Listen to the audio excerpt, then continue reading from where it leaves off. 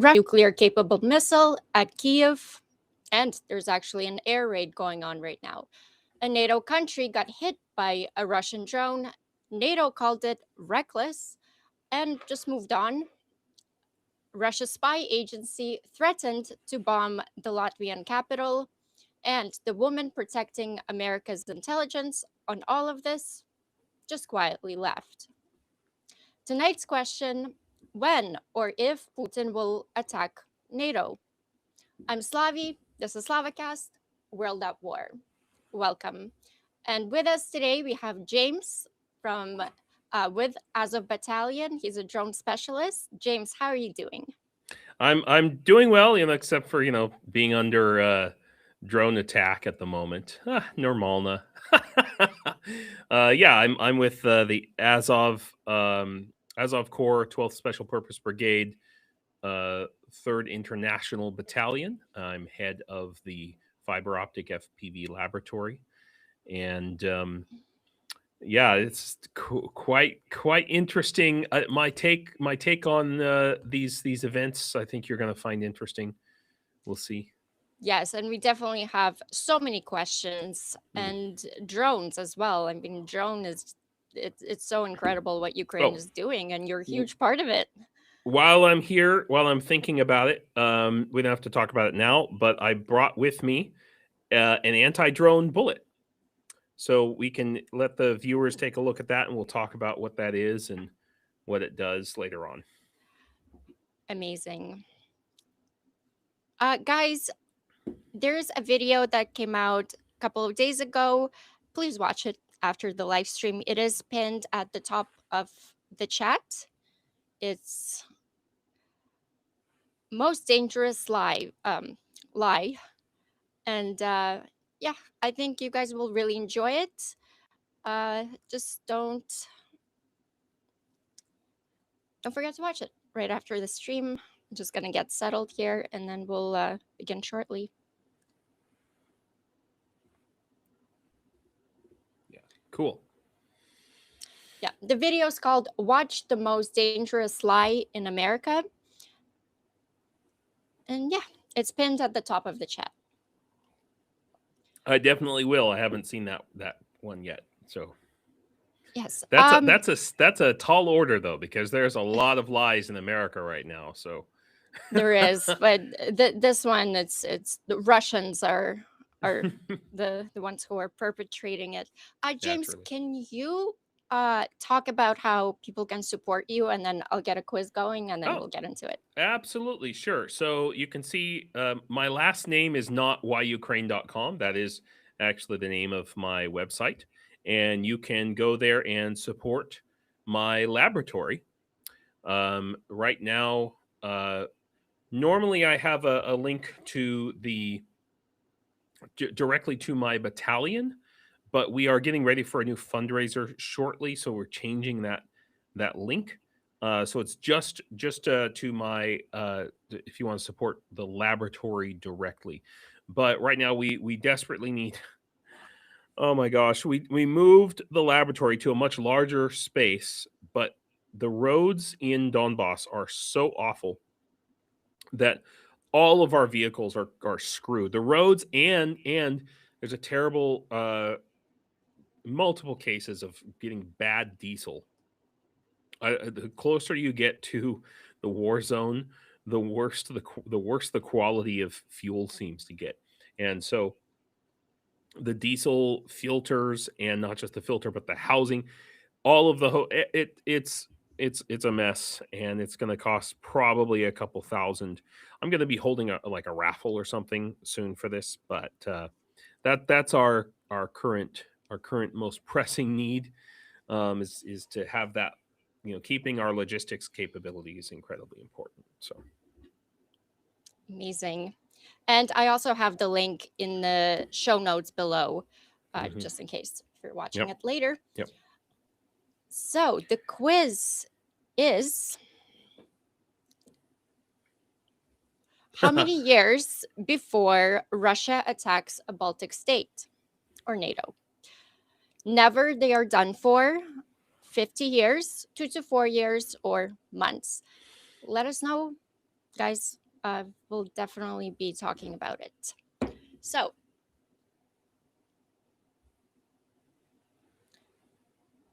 German Defense Minister Pistorius said that Russia could attack NATO as early as 2029.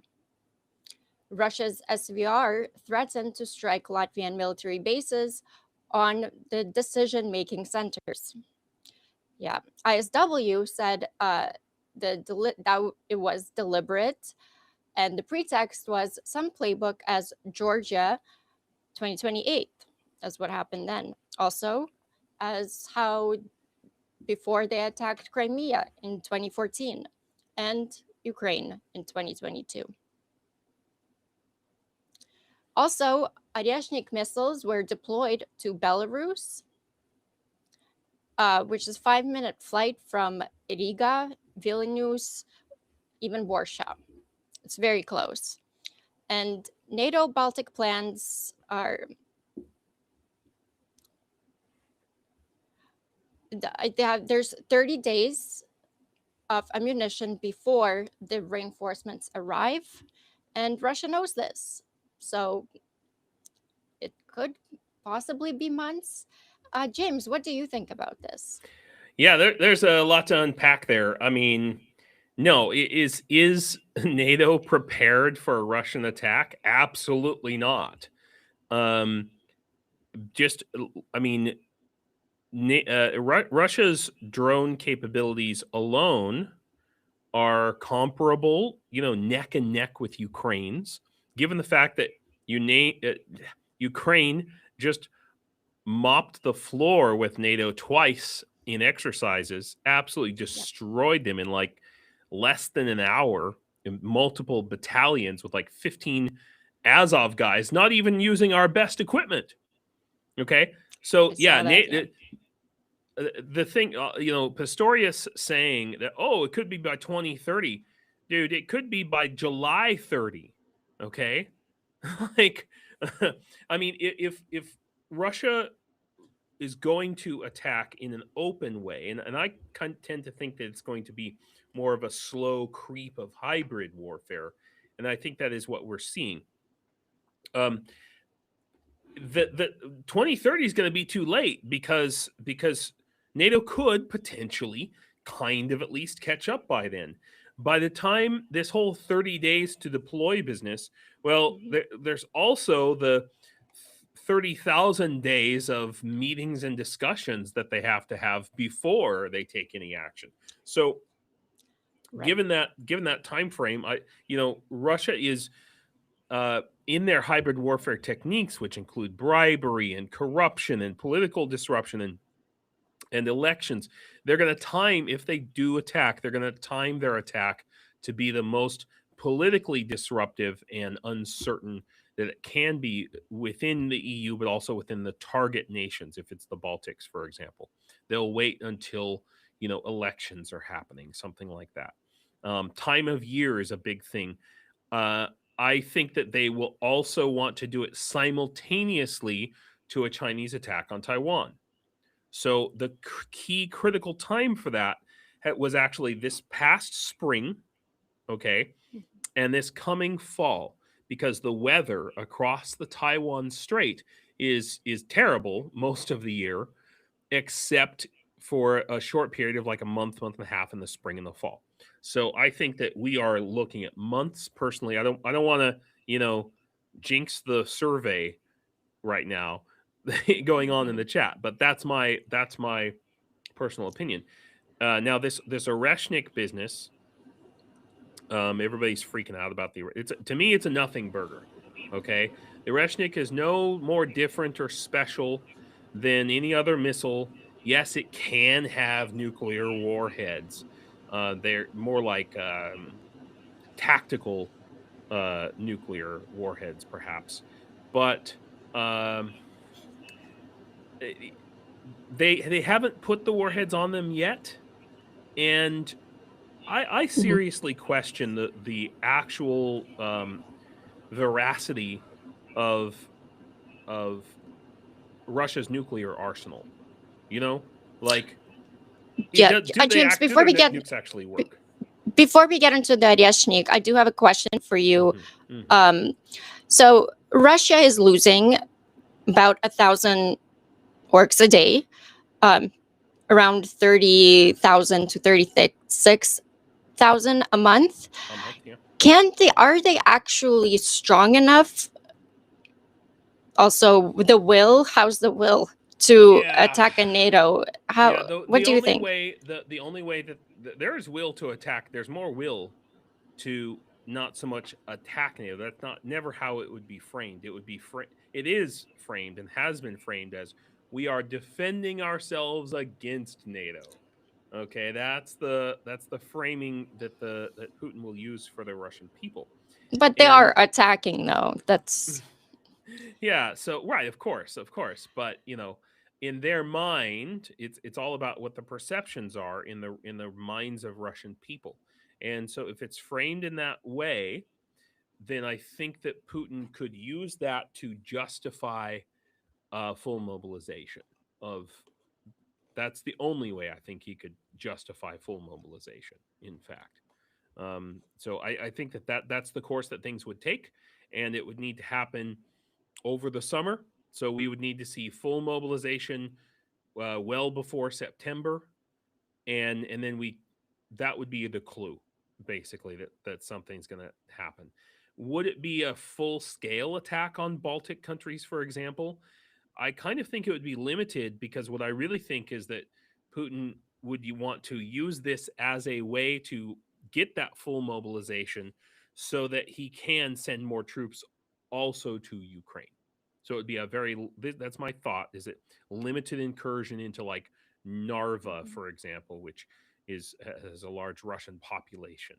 Okay, limited incursion across the border, something like that, but using that to then as an excuse to try and gain a numbers advantage in this war with Ukraine. so. As we know, Putin cannot win in Ukraine. So that's why he needs to expand this terror theater. Because he's getting, I mean, the army is getting completely wiped out. So Mm, I believe that's why he's expanding it elsewhere. And right now, the Baltic states, because of the 30 days, he's testing the waters for yeah, sure. yeah. But yeah, the only way to deter this, to stop this testing phase, is by deterrence. And Mm, NATO, as we know, with all their bureaucracy and all the time in the world that they think they have, they're playing with fire. mm-hmm, mm-hmm. Yeah, yeah. No, and it's it's not just the um politicians. Yeah, you, me, our viewers, we know what the danger is, okay? But the rest of these NATO countries, including the United States, the general standard person, they they are so confident in the superiority of Western armies and weapons that they think, oh, they wouldn't dare, it'll be no big deal. Plus, we don't, we're afraid of nukes. Um, the standard American or European voter in Germany or Spain or whatever is a lot like the frog in the pot of boiling water, you know, and that water is heating up slowly and slowly and slowly. Even a frog at this point would have had the good sense to jump out the water and turn off the burner. Okay, okay, but people are just complacent and they just want to continue on with their lives, until it's in their face. And maybe ironically, in the same way that this Russian drone hitting, I'm sorry to say, hitting this Romanian apartment, there's the silver lining. Okay, the silver lining is that I think the Romanian people might just wake up, and the country of Romania, they may not quote unquote support Ukraine more, but they will be motivated to buy more air defense from Ukraine, which is the only effective air defense right now, which means that Ukraine will then use those profits to produce more air defense here for for people like By me. the way, I don't know how it is in Romania. What's the kind of the percentage of the support for Ukraine? But I gotta say this, and this is I'm looking at all of Europeans. The fact that Ukraine is fighting, the fact that Ukraine is winning, is NATO's, and I'm gonna say is yours, only real deterrence right now. So you guys should say thank you to Ukraine. Well, if Otherwise, you'd you'd be like to do cooked. that, I have an opportunity for viewers. You can go to There you go. whyukraine.com and you can send all the thoughts and prayers you want. You'll see I have a link to that. It says send your thoughts and prayers to Putin on a drone. So feel free to send us all the thoughts and prayers that you would like to send, and we will slap them on a drone for you and send them directly to the Russians. That's so satisfactory. um, so let's look at the quiz. How many years before Russia attacks a Baltic state? A was never, they're done for. 33% voted for that. Nobody said 50 years. 2 to 4 years, 6% of you said it. And months, 61% of you agree that NATO will attack, or sorry, that Russia will attack NATO in months. Yeah. It's interesting. Yeah. God. Well, I'm glad our viewers are awake and aware. Yes, very much so. I just hope that Europe is. Yeah, this is the problem, right? All right, I have a next quiz for you. We're going to talk about Oreshnik. Mm-hmm.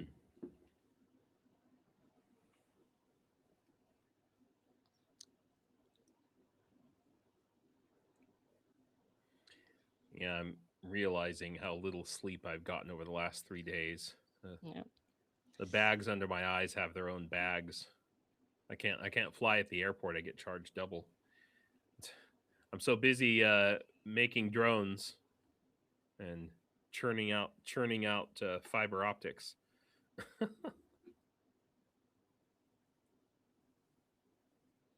It's nice to take a break once in a while and come on here with Slavie. So. Yes, thank you so much for joining me. It's definitely a lot more fun when you have somebody to conversate with. Hell yeah. Hell yeah. I love the Iron Maiden. Makes me want to play the air guitar. It's also, I believe, the viewer's favorite as well. So, all right, next poll. How long does Kyiv have to intercept the Oreshnik missile? What do you guys think? 10 minutes, 4 minutes? C, enough time to post deep concern? Yeah. Yeah. And I'm going. D, also, and Patriots on back order, 0. I I don't know. I don't want to give away my vote. I'll just. We'll come back to this after the conversation. Okay. Well, on May 23rd to 24th, Russia hit Kyiv with drones, ballistic missiles, and confirmed 2 Oreshnik hypersonic missiles without a nuclear warhead. There were 2 people killed and 77 injured. Residential areas were heavily hit. Oreshnik on... Oh, sorry. I'm like, what is that? What's a Mach 10? MRF capable? That's the speed. Yeah, that's pretty fast, you know. Yeah. So there's no, as far as I understand, there's no Ukrainian system that can reliably intercept a Oreshnik missile. Yeah. Even the Patriot, it's a little iffy. Okay. Which brings me to Zelensky actually had to write to Trump directly, urgently requesting Patriots immediately. Yeah. Patriot Yeah. stock is critically low right now because the United States, well, they blew it on Iran when they were shooting down Shahed drones, the way cheaper ones. Yeah, they were shooting them down with Patriot missiles. So, and you know Uh, what? Putin or Russia knew exactly that this was going to happen. That's why they were happy about United States going to war with Iran, because the stockpiles are now getting very close to getting depleted completely. yep. Yep. Yep. So first of all, I just want to address something really quickly. They exist. Says he has some computers for my battalion, which we sorely need, especially our S2 intelligence department right now. And yes, the ones in my laboratory we have are 16 gig or 32 gig minimum, but in other parts of the battalion, yeah, 8 gig will do the job. That's fine, because they're more like office laptops and things like that, and they're constantly dying and just having problems. So by all means, they exist. Please, I think thank you very much. And yeah, we will install our own operating system for sure. On the Oreshnik, I did a somewhat of a deep dive, a middle dive, let's say, into the Oreshnik last night on my live stream, and I think it was last night. um, so the Oreshnik, it has a bunch of smaller munition warheads in there, and they're supposed to be tungsten, which is very heavy, dense metal weights in there. Mach 10, you got to figure like um, a regular missile might go up to like Mach 4, even Mach 6. So it's the speed of sound is Mach 1. Okay, so let's say Okay. it's basically 10 times the speed of sound. That's why they're so impossible to hit, because they're flying up. If you use my drone bullet, and they're following a ballistic curve, so they get shot up in actually going into outer space, and it's a two-stage rocket, very much like the small version of your SpaceX whatever, right? But it's enough to get up into outer space, goes up really high, and then comes back down. And as it comes back down, it's after a certain point, the second stage dies, and it's mostly in free fall. And so I showed some video last night on my live stream of the Oreshnik. I believe it was the one over Lviv. But basically, the warheads will split up into. You'll see these orange like lights. They look like LEDs falling from the sky, but those are actually the solid metal spikes, essentially falling in groups of 6, multiple groups of 6, and they don't explode. It's not an explosive impact. It's an area of effect weapon, as we would say. And um, the problem is, what did they hit? What did they actually hit in Bila Cirkva, which means white church? Yeah. They hit some empty car garages, and these are the cheap, like Soviet Union car garages that have been around for Yeah. 50 years. Like whoop-de-doo. I mean, I feel They, sorry for the people, but they weren't. still, That wasn't the target. The targeting did not work. yeah. Surprise, surprise. Do you know what they were supposed to or wanted to I mean, take out? there's military around Bila Cirkva, which white Mhm. church is what it translates to. Um, but the real question in my mind is why does Vladimir Putin hate white churches? Somebody should ask MAGA. Why do the Russians hate white churches so much that they're attacking them with nuclear capable missiles? And if they're going to attack white churches in Ukraine, they could attack white churches in America too. So those MAGA people better watch out. Yeah. Well, I mean, I always say this, and we talk about this a lot. And Russia is a death cult. So anything like, I mean, even their churches, some of them are actually black. I mean, it's clear that it's some sort of Yeah. devil, evil kind. It's a death cult. Yeah. Everything that's set up in Russia is for you to die, basically, to die Yeah. for the country. And you know what? MAGA is not that far off. Mhm. Mhm. But Mhm. we'll Yeah, definitely I talk mean, about that. anything taken to its extreme, and in particular, when we're talking about ultra nationalism. Okay, now obviously I'm a member of Azov, and nationalism is a thing here in Ukraine. I have a freaking trizub tattooed on my hand, for Christ's sake. But the symbol, which I don't have it on me right now, but normally the symbol with the letter I and the letter N that everybody thinks is some sort of rune related to the mustache guy. It's not. It's Yeah. just the letters I and the letter N in Latin letters. It just stands for the idea of a nation. Okay, and so the idea of a Careful, nation. because when a nation, it's Natsaya, and what does Natsaya sound? Right. So yeah, so we'll go there in a second. But so the idea of a nation is fairly new, or let's say rejuvenated, um, in Ukrainian culture and society. That's why it was so important when somebody came up with it in the 1990s. Is like because the Russian Empire and then the Soviet Union had tried so hard to erase the idea of the nation from the Ukrainian psyche, essentially. The idea of a separate nation of Ukraine. That's very different from the nationalist death cult that Russia, MAGA, every sort of ultra nationalist empire becomes, where you sublimate your personal willpower, your personal endeavors to that of the nation, and the nation becomes supreme to the group.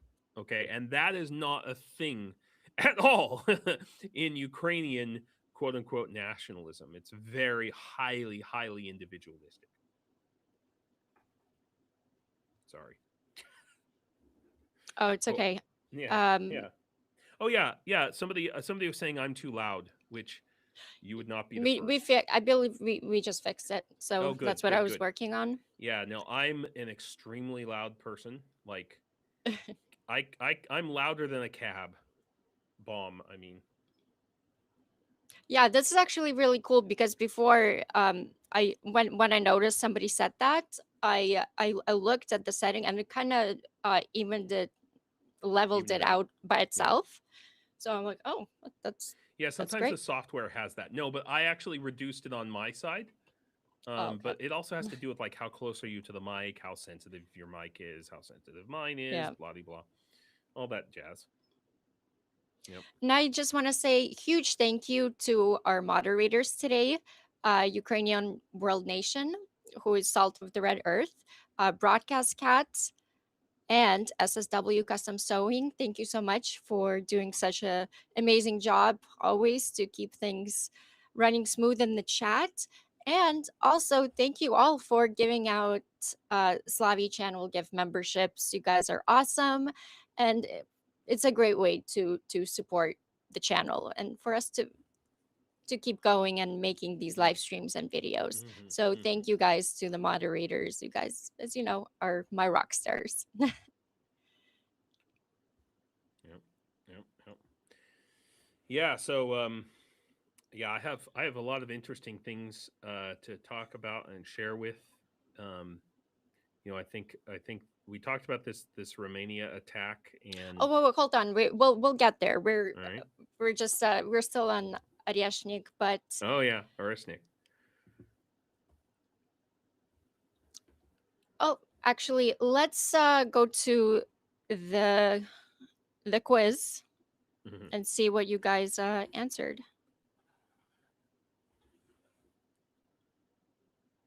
Where's the quiz?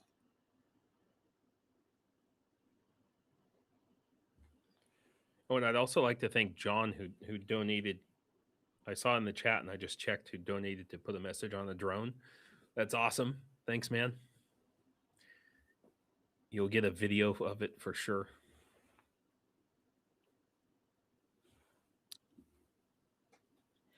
Is the quiz still there? I cannot I see find it. it. Hang on. Poll. Yes. It says This how long is does Kyiv have to intercept an Oreshnik? Um, right now, 29% of people say 4 minutes. all right. The correct answer was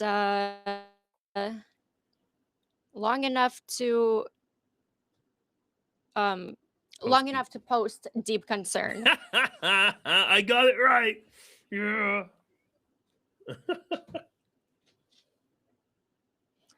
All right. Well, I hopefully I'll try to fix the quiz in a little bit once James gets talking. But let's talk about what's happening with Belarus. Ukraine's drone commander, Magyar Brovdi, said that there's 500 targets identified inside Belarus, uh, like bases, energy, and command centers. And that's because, well, Belarus has been extremely annoying lately. And they've been kind of posturing Ukraine, Zelensky, that they're going to attack, start a new front. Also, Russia and Belarus, the Oreshnik was actually deployed to Belarus as well. I'm not sure if it's there at this moment, but it was deployed. And yeah, Zelensky simply said to Lukashenko, said, if you enter this war with Russia, we will destroy your economy in 48 hours. Sounds about right. Yep. There's no confirmed major buildup on northern border. It is being monitored. And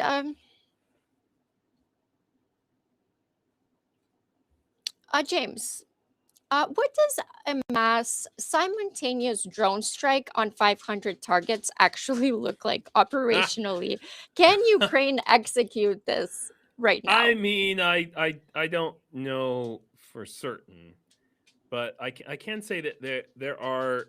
I mean, yeah, there could be. They could at this point. We're very close to being able to do that within Russia. In fact, it's pretty much happening. But that would have a devastating effect, in much more devastating effect in Belarus, just by the fact of being a smaller country. Um, you know, there there are ways that NATO could become involved in this conflict more directly, and Belarus, I think, is one way. In other words, Poland could justifiably, I think, and the Baltic states could also maybe justifiably want to seek to achieve some sort of stability on the Belarusian border. If I'm talking about in the scenario that Belarus finally becomes directly involved in this war, so in other words, there's a bunch of launches of something from Belarus, and Brovdi or whoever just says, "All right, enough is enough." Boom. Um, because the I would argue that the Belarusian government is much less stable. Okay, it's being propped up by Russia, and the key thing for me that gives this away was the recent meetings between what's her name? Oh my gosh, I can't pronounce her name correctly. The wife of the actual elected president, who's effectively the leader of the opposition in Belarus. To, something Skaya. Oh, I forget her name, but yeah, she was in Ukraine this week. Yeah.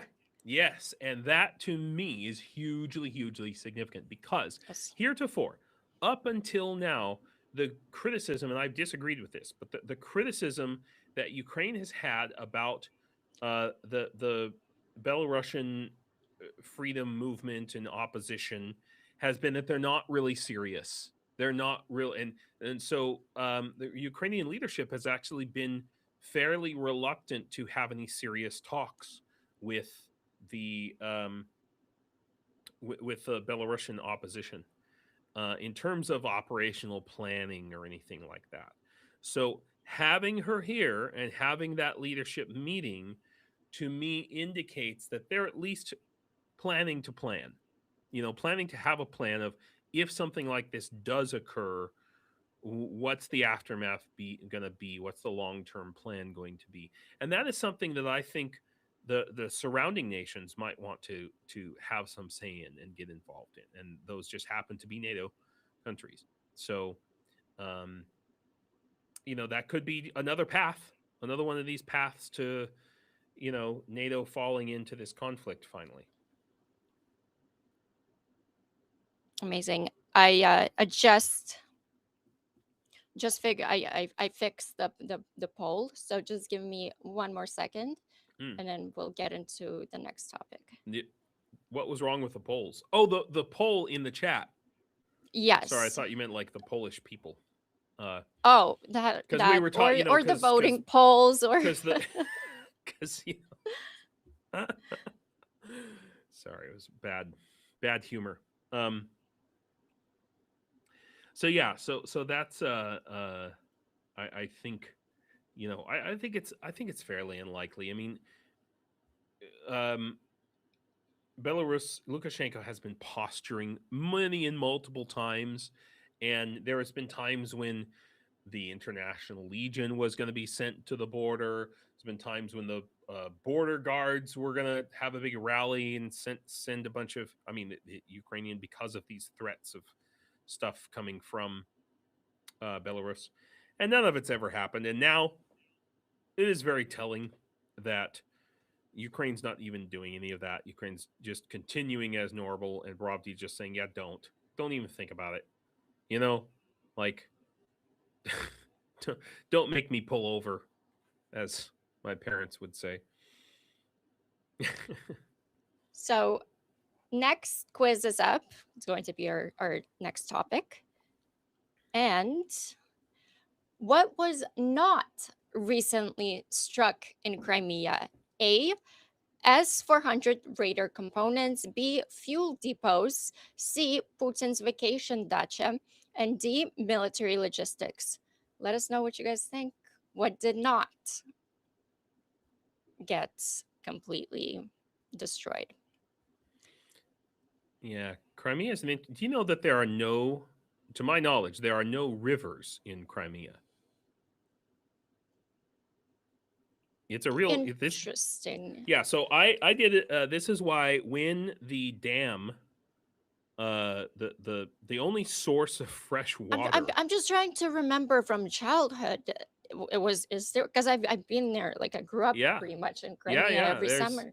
So I'm like trying to remember. And if anybody knows this, that's Ukrainian, that's been to Crimea, let me know. If any of you guys have ever seen, the Crimea River. I see what you did there. But really, seriously, this is probably the biggest long-term threat to Crimea, is that they have no sources of fresh water on the peninsula, which is almost an island. And their only source was the Kakhovka Reservoir coming from the Dnipro, and this canal running all the way down. And there are pumps still running, but in a limited way. And so Ukraine could, and I think should, disable that and basically cut off Crimea's water supply. And then maybe they will Crimea River. I don't know. I mean, they were definitely crying a river this week, because May 29th and 30th, Ukraine struck Crimea and Taganrog simultaneously.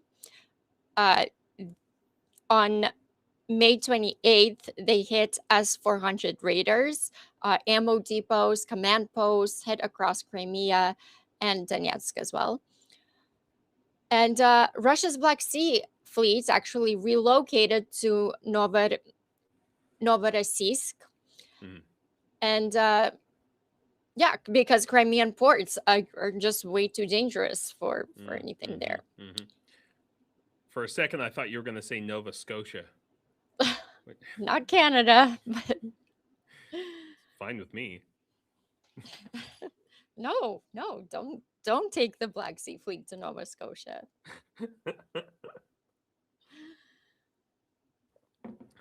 Okay. So Ukraine is on one. There is a campaign to systematically destroy Russians' PRV-16 and P-18 raiders, and every raider down, that means a gap in Russian air coverage for deeper strikes. James, is Ukraine prepping kind of to do maybe a large scale attack on Crimea to possibly getting it back? I think the like there's a significant amount of territory that has to be crossed before we can get to Crimea, and I have a plan for that. I'm not going to tell anybody here No, what that plan don't. is, but I'm working on it. I'm not joking. I'm quite serious about that. That said, I believe it was Sun Tzu who said more or less, always give your enemy a way out. Don't corner them completely. And I think that is what Ukraine's strategy. It's been frustrating for a lot of us because I think right now the Kerch Bridge could have been destroyed multiple times as far as I'm concerned. There's been almost Yeah. no discussion about it. It was a big emphasis for the first 3 years of the war. And now there's almost nothing about it. And I think that the reason for that is you want the Russian military to retreat from Crimea. You don't Yeah. want them to be backed in there, and then they don't have a way to retreat. But what you do want to do is cut them off so that the Kerch Bridge is barely, it's good enough to retreat over, but you're not going to take so much supply. So they have to rely. This is where the strikes on Mariupol and that road that goes from Mariupol to Crimea along the Black Sea through like Berdyansk or wherever, is getting that steady logistics strikes. And it also is extremely revealing to me that Ukraine is attacking effectively on two fronts simultaneously now, at least two fronts. That is something that Russia has been doing historically throughout this war. And now we see that the tables are turned, basically. And it speaks to the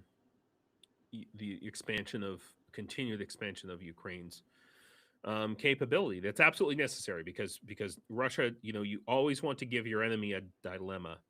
Where do I put resources? Do I send air defense here or there? I can't cover everything, and so that's the essence. All right. Let me know if now we're evened out because apparently I was too loud. Oh, Um, unbelievable. I did have a question for you. How can you talk about these raiders that Ukraine has been taking down, the PRV 16 and P-18 raider? What's the significance about these raiders? What do they do? How do they function? Yeah, so radar is not something that I work with very much, to be honest with you. I'm more interested in like communications, but the what they are doing is in the same way that we on the front lines, what's our first target going to be, right? it's going to be the electronic warfare systems. Okay, so when we're thinking about drones, right? What's the thing that's going to be the most threat to our drones? It's going to be the EW systems. So the radar systems are the same. What's going to be the biggest threat to these long range FP whatever drones? It's going to be the radar systems because they're the ones that are detecting the drones coming in. So these radar systems were not built in the age of drones. They might be accustomed to tracking 1, 3, 5 targets, maybe 10. But when you've got a huge swarm of drones and 100, 500 different targets, and now you have these FP2 drones that are also carrying their own missiles, not the greatest missiles, but they're carrying their own missiles that they can fire up to 8, I think, and that now you've just multiplied your number of targets. Okay, and so this is why you want to overwhelm those, take them out, and Ukraine has been steadily taking out these both the radar systems and the air defense systems. Those are the two big things. If you don't have radar, then you don't have air defense, right? So it's not worth it in most cases for the air defense systems to go after a lot of these drones. It's better to try and take them out by other means. But obviously Russia's doing that. So there's a list of priorities that Brovdi has, and top of the priority is radar, air defense, and then you work your way down to other types of positions, logistics, and this sort of thing.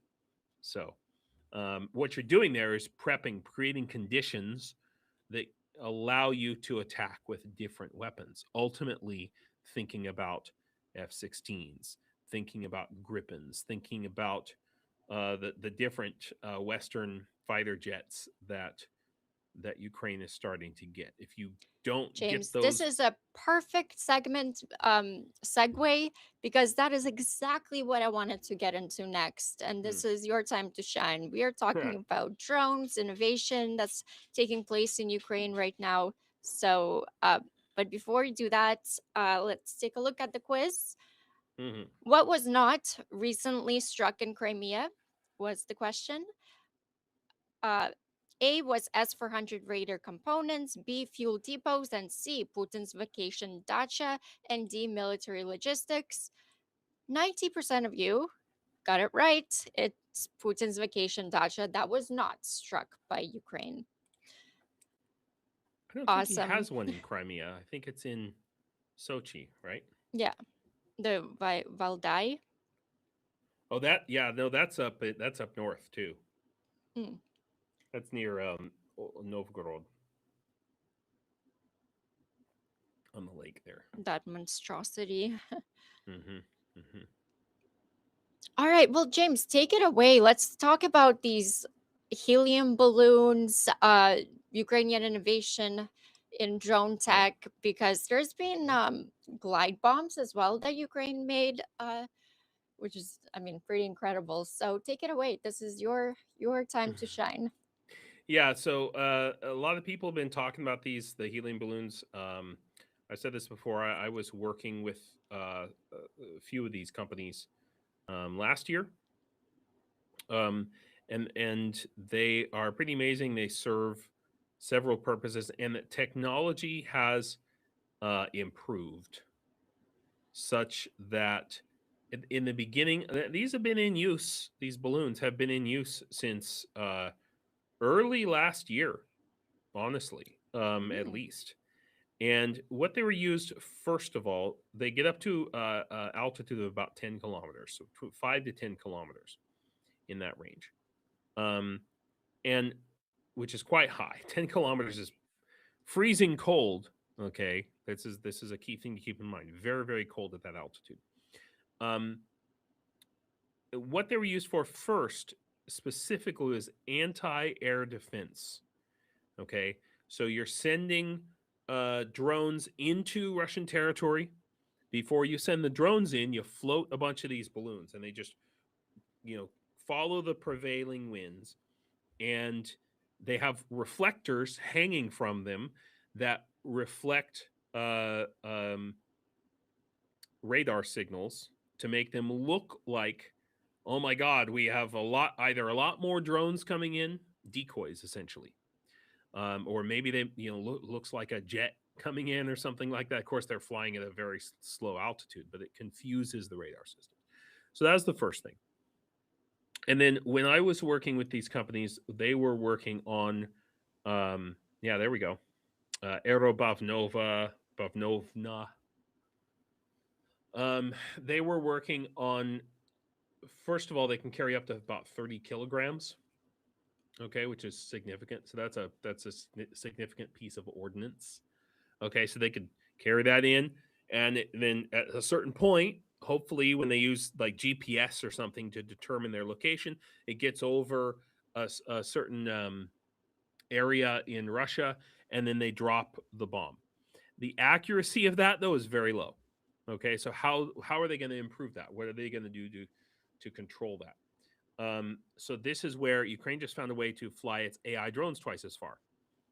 What they're doing here is they're putting a drone on the balloon. And that's the Facebook article you see right there. They've got a fixed wing drone hanging from the balloon. And that's it. So, and also quadcopters they could use. But generally fixed wing drones are better because you, from 10 kilometers, you now can just let that that plane do a free fall. Well, it's a guided free fall. It's using its own ailerons and things. Now, the big problem at this height for these balloons is it gets so cold that the batteries in the electric motors don't operate or have much vastly reduced capacity, essentially. So they've had to figure out ways, basically a heater that keeps the battery warm for the hours and hours it might take for the balloon to float over the right area of Russian territory.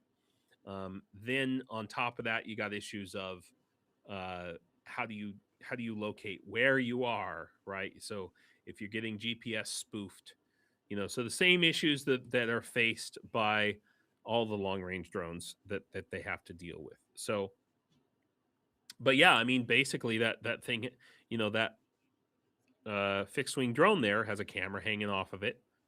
Camera is operational, telling the operator or the AI of the balloon, using like optical flow sensors, what have you, roughly where the balloon is. And once it gets on target or close enough to its target, just it releases and glides in it. And the distance that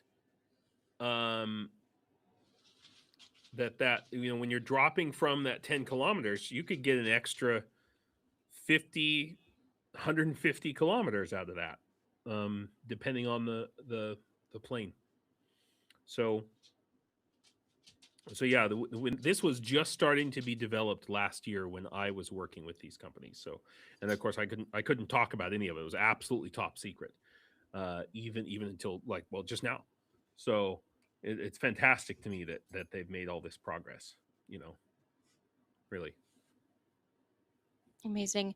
Very interesting.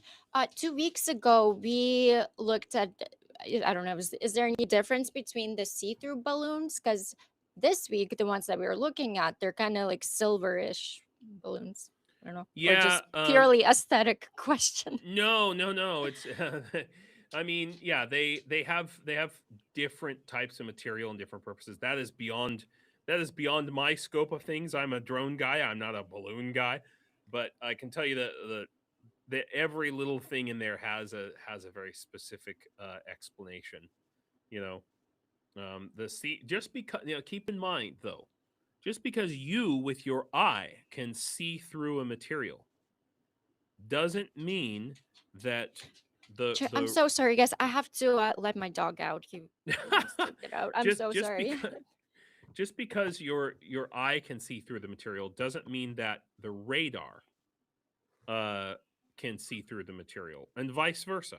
Okay, just because it looks reflective under visible light doesn't mean it's uh, reflective or not in other frequencies. That's a key thing to keep in mind. So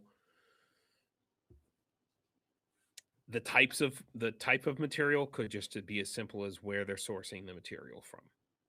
Honestly, honestly. Um, Somebody asked here, is the helium or hydrogen bubble showing in radar? Thin membrane, less visible to radar. Yeah, less visible to radar. Absolutely. That's why they put these big reflectors on them. You know. But again, like I said, just because the balloon looks a certain way to our eyes doesn't necessarily mean that it's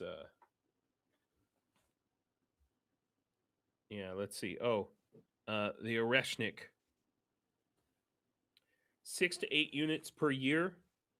Yeah, I don't know what the manufacturing capability of Russia is with the Oreshnik.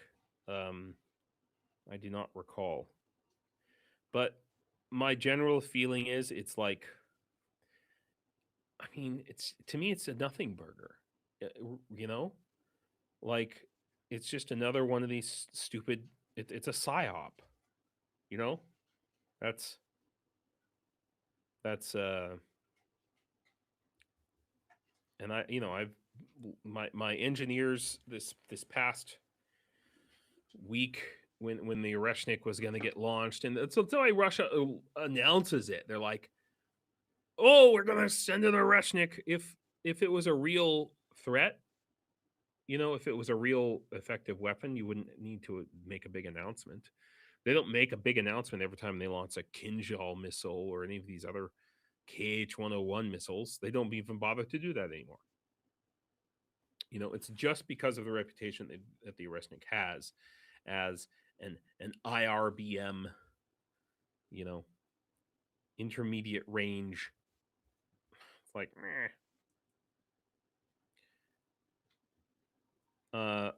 Papa Dutch says it's worth the cash to me to suggest the clearest material for balloons, so they are hard to even see. Yeah, I mean, again, it really depends on the purpose, and also at 10 kilometers with the human eye, you're probably not going to see one of those balloons, even if it is reflective. How's the dog, Slavie? I'm waiting for him to take himself out. I have to let him Mm-hmm. back in. It's strange because he usually waits, but I guess he really needed to go.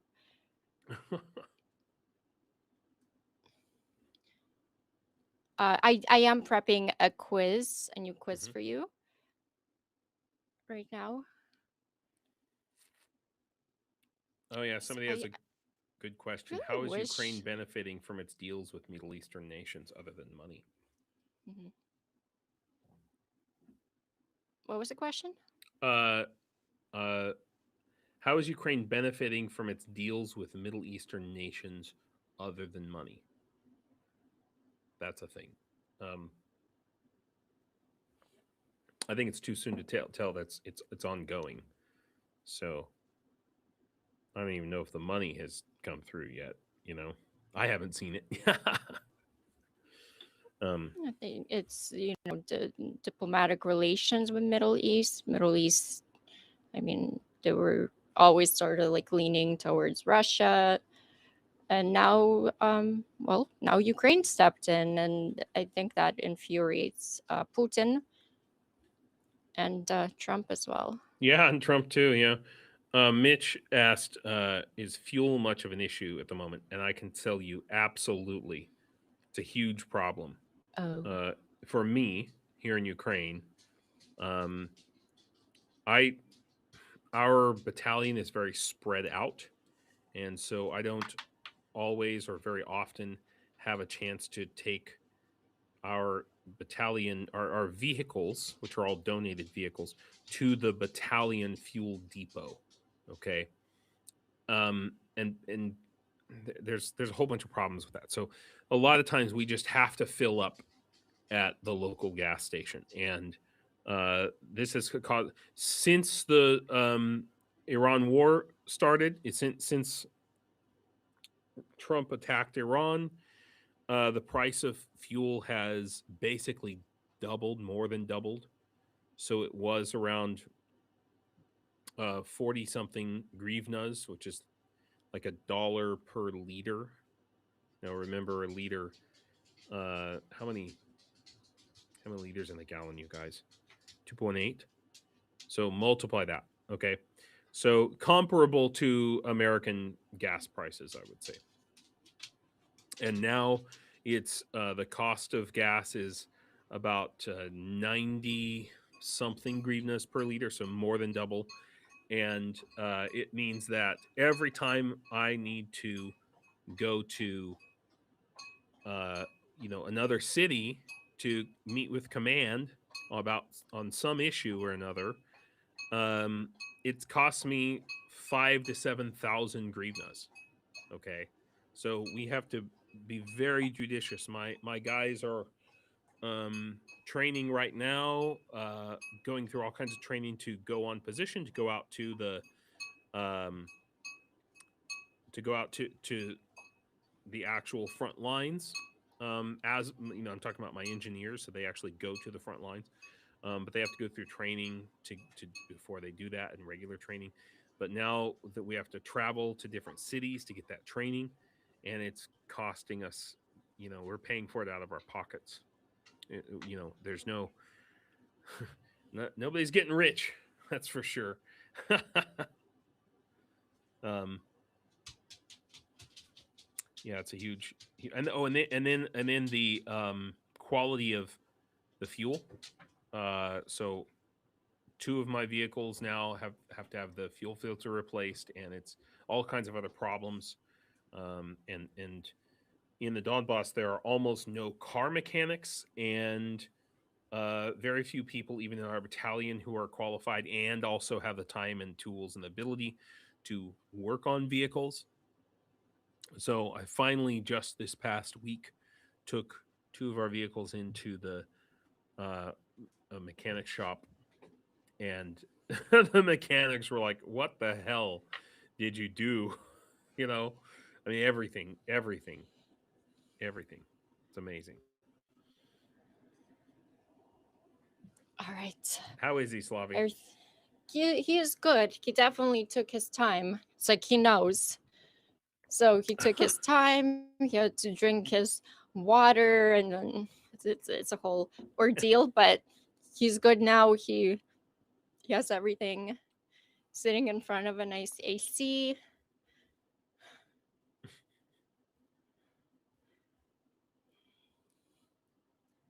All right. New quiz. I put it up. Wrong answers only. How does the drone reach 400 kilometers? A. Determined pilots. B. Helium balloon at 8,000 meter glides. EU funding and good vibes. D. Hitchhikes on a Gripen, which we're going to get to talking about in a bit, about the Gripens. And 67% of you said helium balloon at 8,000 meter glides. And 20% of you said it's funny, hitchhikes on a Gripen. Nobody said 0% EU funding and good vibes. Yeah. And A was 13% of you said determined pilots. Yeah. The correct answer was helium balloon at 8,000 meter glides. Yeah. Well, that's true for these particular drones. Okay, but there are different drones, different like the FP drones. Some of them have long range gas motors, just like the Shahed does. Some of them are rocket propelled, like the Flamingo. Okay, so there is a variety. In particular, though, when you're talking about uh, electric drones, okay, electric motor drones, those are the ones that need a little assistance because there's just a limitation on how big of a battery you can put in there. Um, because you have just a law of diminishing returns versus how big of a battery, how big a munition, um, how big of a drone you have, how fast it's going to fly. And I think, a couple 100 kilometers is about all you're going to get from a kamikaze electric fixed wing drone. Right now, maybe 250 kilometers. So when you get into that 400-kilometer range or more, that's when you need a little help, a little assistance. James, have you talked about the glide bomb that Ukraine created? Ukraine's first homegrown guided Yeah. 250-kilogram aerial bomb. Yep. Uh, Vidivnuvach glide bomb. Yeah. And Yeah. yeah, it's compatible with Sukhoi 24, Sukhoi Mm-hmm. 27, and Gripens, and it's cheaper than Western equivalents. Which is what is the Western equivalent of the Ukrainian homegrown? Mm-hmm. Mm-hmm. Do you know what it is? Yeah, I was talking about it. I think maybe last week.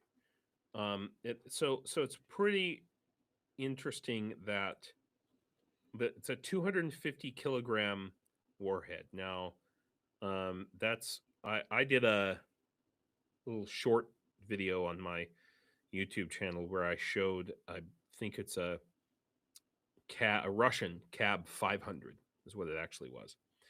And so that means 500 kilograms. That's the smallest size of the Russian versions of these glide bombs.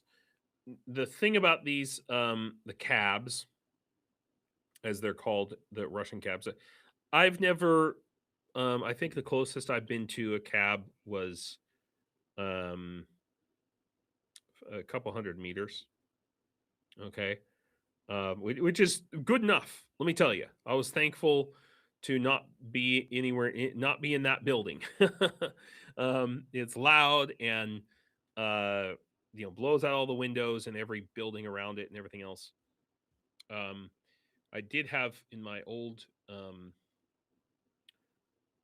laboratory that we got the building about 100 meters away got hit by like a cab 3000 allegedly. And so that's 3,000 kilograms of explosive. That's about as big as they get, I believe. They go so from 500 all the way up to 3,000. And it is a massive, massive, like hotel-sized building. And just literally all that's left is just the edges of the building on either side, and it's this huge hole, and it's actually all the way down into the basement, the whole underground completely carved out. The difference, I just happened to not be there at that exact time. I was in another town about 30 miles away. I heard the boom, but anyway, the point is, Russian glide bombs, cabs, are incredibly inaccurate. Okay, and it comes and goes because they are using, generally speaking, GPS for targeting or GLONASS, and that can be spoofed. And so there has been this kind of a cat and mouse game between Ukraine and Russia with the GPS spoofing and the anti-spoofing antennas, which are called CRPA antennas. Pretty expensive. And the general rule just to remember is um, the first iterations of CRPA antennas had four uh, antennas, and they would triangulate the direction of the GPS signal and say, oh, that's not coming from outer space. That's obviously coming from the ground. So we're going to disregard that signal. Okay. But the more GPS spoofing antennas you have, to just to simplify things, the more GPS spoofing antennas you have, it overwhelms the anti-spoofing antennas on the glide bomb or the drone. So this cat and mouse game has occurred where the newer cabs have up to, I think, like 24 CRPA antennas, and as long as Ukraine has 25 anti-spoofing antennas on the ground in a given area, then the cab can have some accuracy. But in general, the emphasis has a lot of my friends in my battalion have come under cabs. It's pretty normal on the front lines for to have our drone positions when they get detected. First, the Russians send in a bunch of FPVs, and those FPVs are unable to penetrate into the underground position. So then we know that the cabs are going to follow. So when the FPVs get done, they run on FPVs or whatever they're going to do. That's the cue for my team to get the hell out of there and go to the next position or exfil, whatever they're going to do, because they know the cabs are going to be coming in within the next, within hours up to 3 days maximum. Is the kind of the kill chain on that. But the problem is those cab bombs, they're often inaccurate or they hit the wrong position. If they hit within 50 meters, that's considered a quote unquote hit. But I have plenty of friends who have been directly within 50 meters of cab, and they're fine now. They're alive now. So the whole point of this is to say that Ukraine is putting a much greater emphasis on the accuracy of these. 250 kilograms is still a lot, but putting a much greater emphasis on the accuracy of these bombs, okay, than Russia is. Russia is just like, we're just going to try to make the biggest boom, and as long as we get within 50 meters, we call that good, And Ukraine is saying no. We want to. There's a lot more strategy to what Ukraine is doing. Which is true with most things, the way Ukraine does it. So. All right. I do have a question for you to kind of close out the segment. But before that, we have Papa Dutch coming in with Super Chat saying he likes my t-shirts, but I'm an anti-Tila fan. I should probably get those t-shirts as well. God, I'm a fan as well. Another Super Chat from Papa Dutch saying, it's worth the cash to me to suggest the clearest material for balloons so they are hard to even see. Yeah, we talked about that. Yeah. Yep. Also, another super chat coming in from Papa Dutch saying, for an example of modern Russian technology, type in steampunk to your search engine of choice. Oh, man. Another super chat from Papa Dutch. Thank you so much, by the way. So supportive. He's asking, how do you set up a car or truck shop in Ukraine? WTF does it take? Yeah, there's a whole debate going on in the chat right now about that. And let me explain something. There's no lack of mechanics and mechanic shops in Ukraine. It's on the front lines. When you get it specifically, we're talking about cabs. Okay, think about what a car mechanic shop looks like from the air. Okay, the Russians are constantly flying these, Zalas or even Millennias, Gerbera, the reconnaissance drones. They spot what looks like a car mechanic shop within cab range. That shop's getting cabbed, okay, or something is going to hit.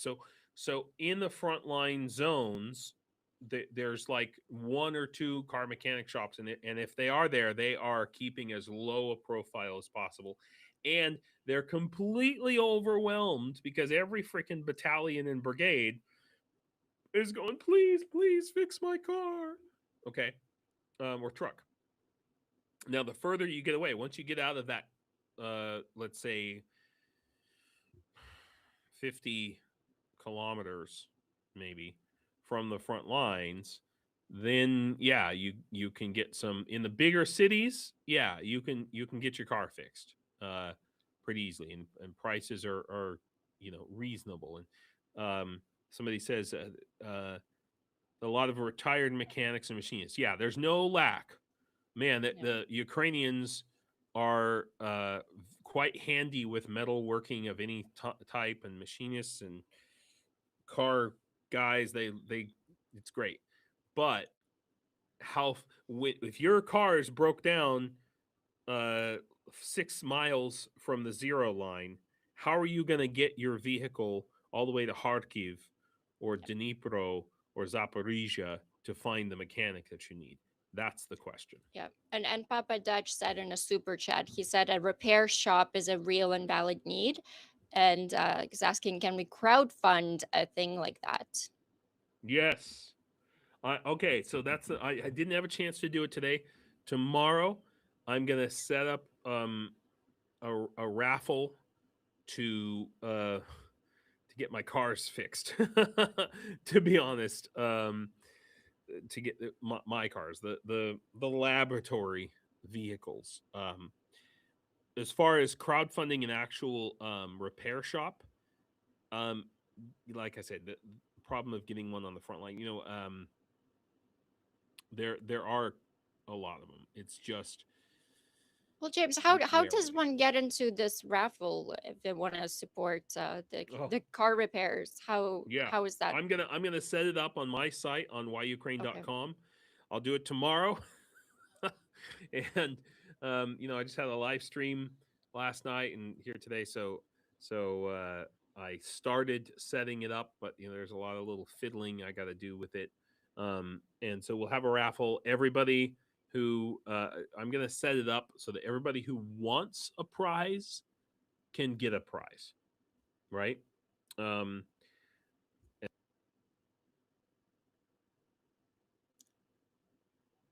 no, think there, ta-da. Okay, yeah, you're back. You're back. Yeah. I hit the mute button on my microphone. I just forgot. There's right on the top of my mic. I need to stop being Italian. I'm going to put my hands down. Yeah. So I haven't done a raffle since, and the raffle was also for a car for actually the 1st Battalion of the International Legion. So that's like 2 years ago now. So I have lots of cool things that I've collected in my journeys around Ukraine, and flags and patches and magnets and buttons and pins, and this hat is definitely going to be one of the raffle items right here. Nice. So it's going to be a whole big thing, I think. So that watch for it. Certainly this week we'll see it pop up. So let me know when it's up. I'll make a community post on this channel as well. Thank you so much. James, I have one more question to close off this segment, and then we can move on. There's a lot of things to get through, but so Ukraine delivered 92% of last year's entire fiber optic drone total in 4 months. Russia expanding its fiber optic in Kharkiv, my hometown. Who wins this race? And is the balloon drone the future of deep strikes in heavy EW environments? That's a multi-part. Multi-layered. Well, okay, so I am head of the fiber optic FPV laboratory for my battalion. And so, of course, my take ought to be that rah, fiber optics are going to win the war. At least you Um, can say rah rah, unlike Putin yeah. with his hooray this week. Oh, sorry. Go ahead. Yeah. uh, Optical fiber drones are always going to be one tool in the bag. Okay, and we're going to see optical fiber drones being why not combine. I don't want to give it. Okay, I'll say it. I'll say it. Why not combine optical fiber drones with balloons? What? I mean, why not? You know, when you're dealing with radio denied environments potentially, and that's always going to come and go. Okay. Um, right now, in many situations, we have almost no EW in certain areas of operations. In other area battlefield, other parts of the front line, it's like saturated with EW. There's always a cat and mouse game of there's electronic warfare on this frequency, so you go to this frequency. They block this frequency, you go to this one. Okay, so it's like boom, boom, boom, boom, boom. Okay, um, balloons are one tactic, but a limiting factor. Helium, the availability and expense of helium. If hydrogen can be used, that comes with its own set of problems. Mhm. Um, Again, I just think it's all tools in the tool bag, and nothing is a cure-all for superiority except quality and scale. If it can be done at scale, this is the other thing. The balloon thing is great, but can they maintain the scale? Can they produce, these companies and Ukraine in general? Can we produce enough balloons to sustain 500 balloon drones per night? Think about the total volume of Right. helium that is involved there. That's a freaking lot, you know. I know And it is that sounds maybe I don't know this. Where does one get helium? um well, Not in a balloon. I know I can get like a tank in a balloon store, but like I yeah, mean like so if you want like a lot. it's it's contained in natural gas deposits. Mhm. Okay, so natural a lot of underground deposits have a certain amount of helium, and it has to be um um you know separated out basically. I think there's some other ways to derive helium, but that's the Does main way. Ukraine has helium? Yeah, I mean, Okay. because Ukraine has a lot of natural gas deposits. Right. Um, it's a natural resource, natural resource for helium. But helium is used in all kinds of other things that are absolutely necessary for, like manufacture of microchips, for example, requires the use of helium, and basically modern like AI data center, you know, 2 to 6 nanometer microchips requires a helium environment, for example. Um, Oh, I didn't know that. so yeah, yeah. So it is absolutely in huge demand, and throwing it up into the sky to let it's shocking that we people use helium for their birthday balloons when it's in such crazy amount of demand. Um, Not only that, people, I mean, for birthday, and then they suck it in and then sound like yeah, yeah. chipmunks. Yeah, I was gonna make a joke about that, about where helium comes from. It's from people talking like this. That's what produces the helium. But yeah, Broadcast Cat says helium can also be produced by purifying it from underground natural gas deposits through cryogenic distillation. That's exactly what I was getting at. So, Ukraine. Uh, oh, Mick Riley, still going back to the car thing. I would imagine steering rack suspension are going to be constant fixer. Dude, I completely replaced the suspension on one of my vehicles like 3 months ago, and now it needs the whole steering rack replaced as well. So Oh yes, man. absolutely right. Um, yeah. Now the flip side of your original, going back to your original question about balloons versus fiber. Um, the price of fiber optic is still insanely high, $27 per kilometer now. and that's if you order it from China. Mhm. If you try to buy it locally, it's still 40, 50, 60 sometimes per dollars per kilometer. That is an insanely high price. I'm just waiting, hoping, and praying for prices to come down so that I can order this stuff at the most effective level. In the meantime, we have we had a certain stock of uh of fiber, and we've gone and produced enough fiber optic spools to maintain us for a certain number of missions. Um, but I'm talking to Chinese suppliers, and they are insisting that prices are going to stay where they are for a while, or even possibly go up. Mm. So this is a problem because Russia's buying fiber to make their own fiber drones. Data centers are apparently using fiber for AI stuff, and I guess it's all the same freaking fiber that everybody needs. We really only use one type of optical fiber. It's G657.A2. Um, there's Mhm. I don't know why the data centers just can't use a different kind of freaking fiber. God damn it! But we need that stuff. I think there ought to be a law. Of course, they have to be in every single country. The Ukraine fiber law. But the only The problem is it all comes from China. Okay, it all comes from China. And so if So China just fiber only comes in, and like no other. there's like a French company and a Finnish Mhm. company who are starting to set up production of optical fiber, but it's a lot of investment. It's big freaking machines. It's huge I mean, what a great processes. investment, though. If you're saying data centers need it, wars need Seriously. them. Seriously. Absolutely. But it takes a while. It takes a while. And so, it might be used. And Jehan Desains says, can fiber be collected and recycled? No. Sorry. I wish I would do it myself. I would go out there with I don't know, a comb and a And rake or something and I scrape it think off the fields. maybe you were the one who said that it doesn't disintegrate into the ground. It's there. It'll be there for like 1,000 years. Yeah, I mean, potentially, yeah. But also, it does break.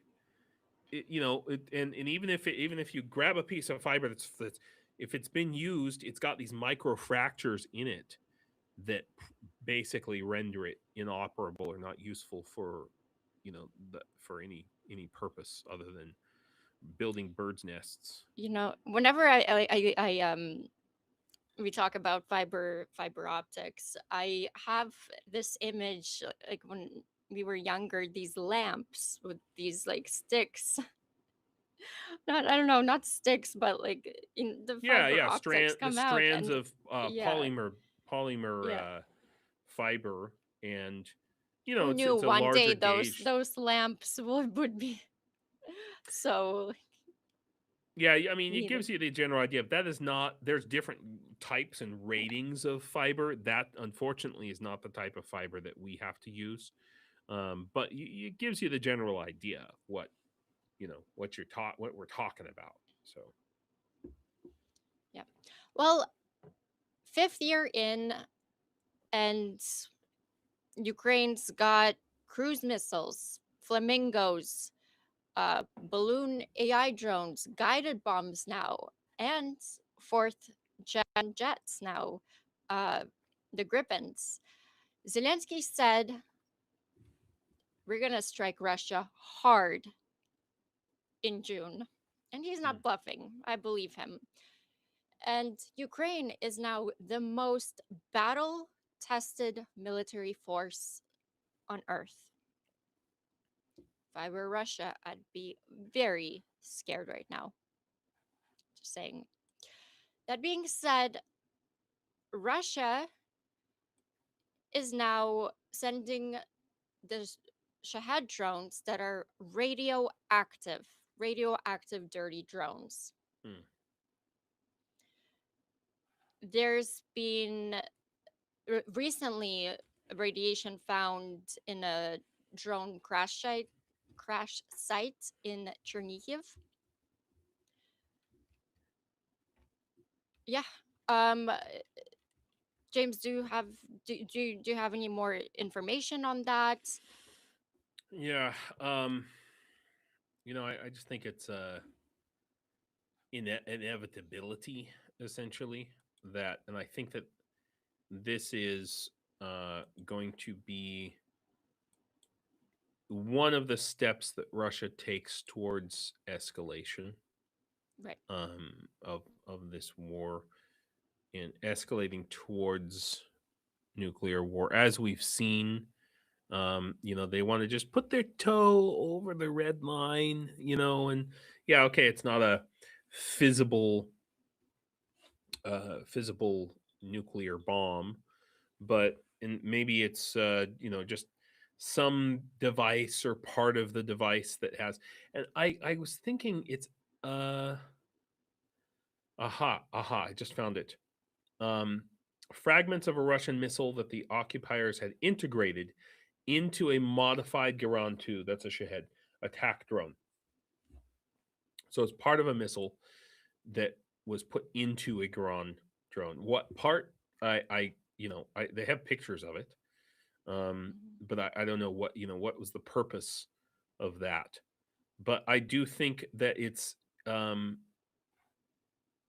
and the missile's warhead contained elements made of depleted uranium. Right. So right. So this is, they've done chemical warfare. They've done Novichok. I've had friends who've been Novichoked.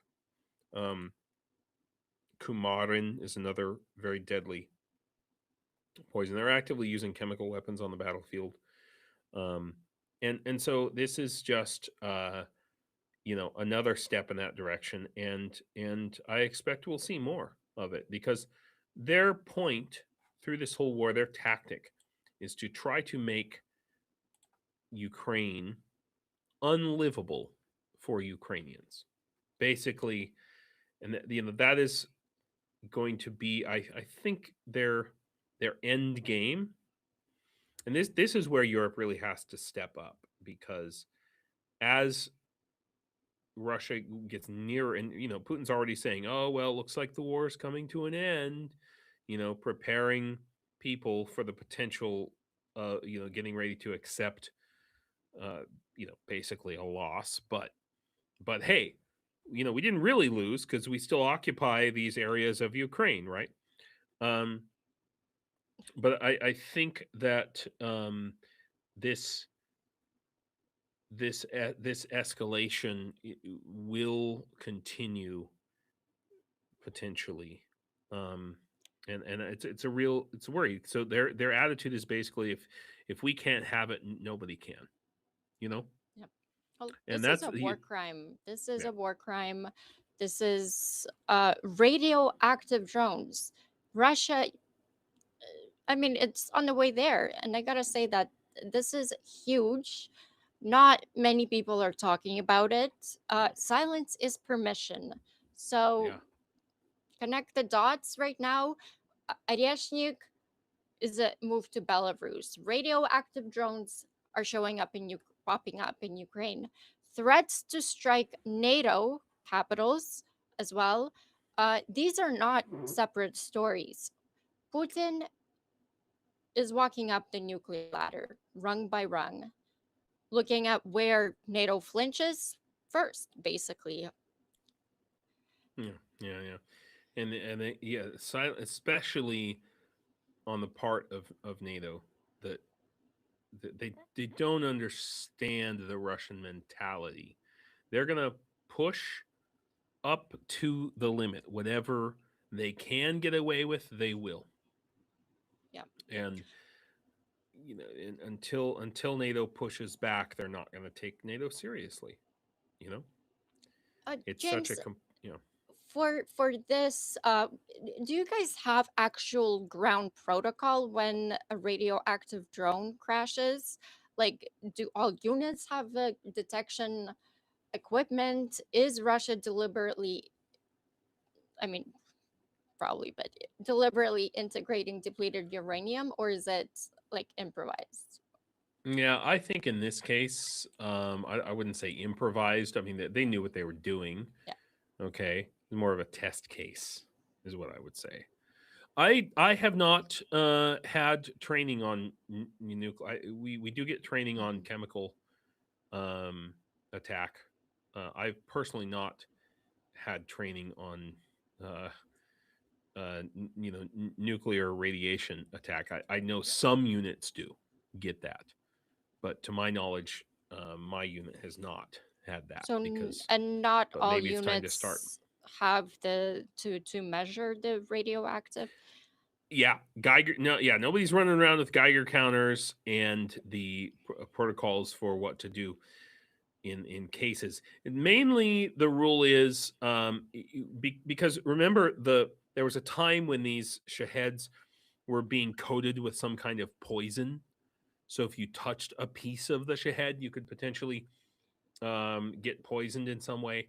And so mostly it's don't touch them. Essentially, let the cleanup Right. team come and get it. You know, and that as far as like depleted uranium and stuff, that's a good policy to have as well. Okay. I am prepping a new quiz. Let's see.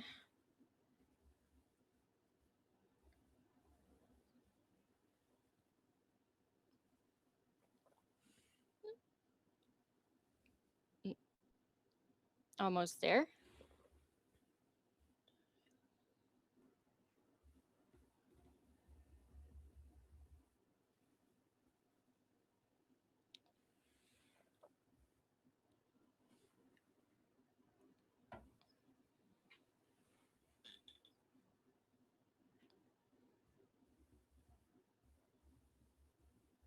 Okay. So,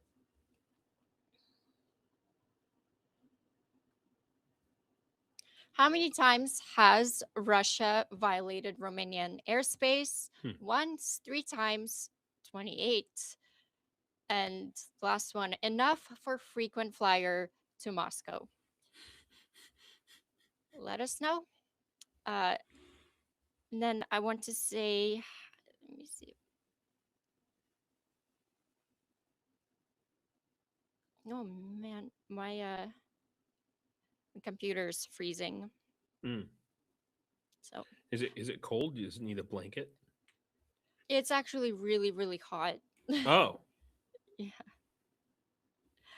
Uh, yeah. But Papa Dutch sent us super chat. Thank you so much, saying I was in the U.S. Navy and played with hot rods. mm. So did a lot of U.S. Marines. Could there be such a thing as a combat mechanic? Oh yeah, we definitely have them. Absolutely. We have combat mechanics. They are freaking overwhelmed. Absolutely overwhelmed because remember, we have uh, vehicles that have to go to the front lines, which you might be like Humvees, but also like the Canadian Rochelle, the MRAPs. But Ukraine actually makes a lot of its own vehicles and doesn't even need uh, imports of those like frontline troop transports anymore.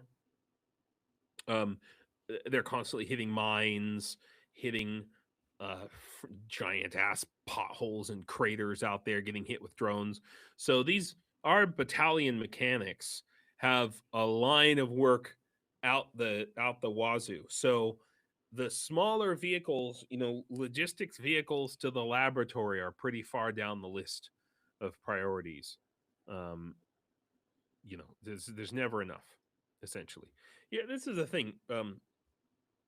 That people foreigners who come to join Ukraine, the armed forces here, not don't realize if you come from like a U.S. Army, U.S. Marines, something like that, where I mean they're just throwing money at everything, totally wasteful in many cases. Um, it's important to understand that Ukraine is doing counting every freaking penny, every freaking potato. Everything is done just barely making it on a shoestring, you know. Um, and what that breeds actually is a lot of efficiency. And recently, there's been a problem in the American Army where they've run out of money for certain things. because the U.S. spent too much money, wasted it, whether it's Pete Kegsbreath or whoever.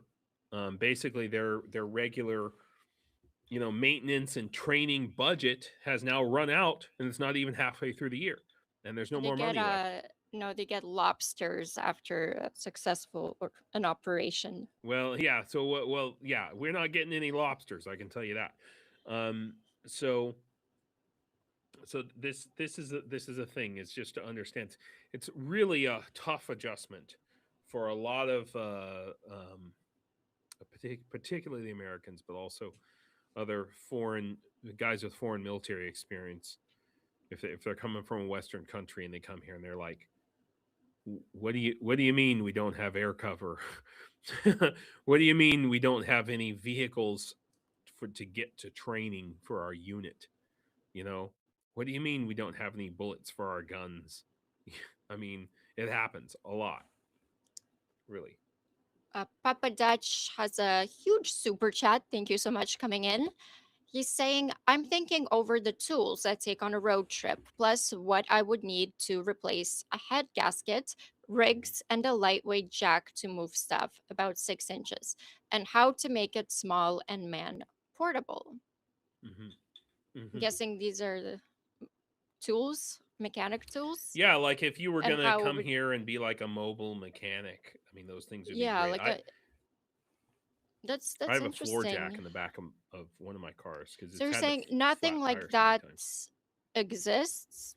Some kind of portable kits I for the don't know of battlefield? any. I don't know of any portable mechanics, but um, once you get a certain distance away from the front line, there's there's a lot of mechanic shops and tire shops and that brakes, that sort of thing.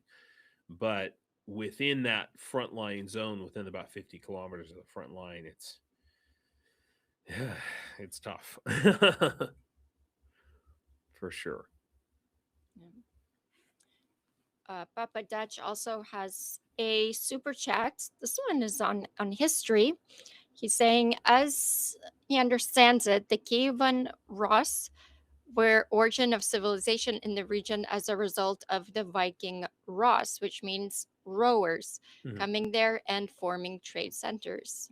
Yeah. So we could I could talk about this all day. Me I'm a too. This huge is history nerd. So maybe we the should the do a Kievan, whole live stream on it. yeah, yeah. So Kievan Rus, understand that my hobby for 20 years before I came to Ukraine, 20, 25, 30 years, was focused on like Viking history and particularly the Vikings who came to Ukraine and then became the Kievan Rus.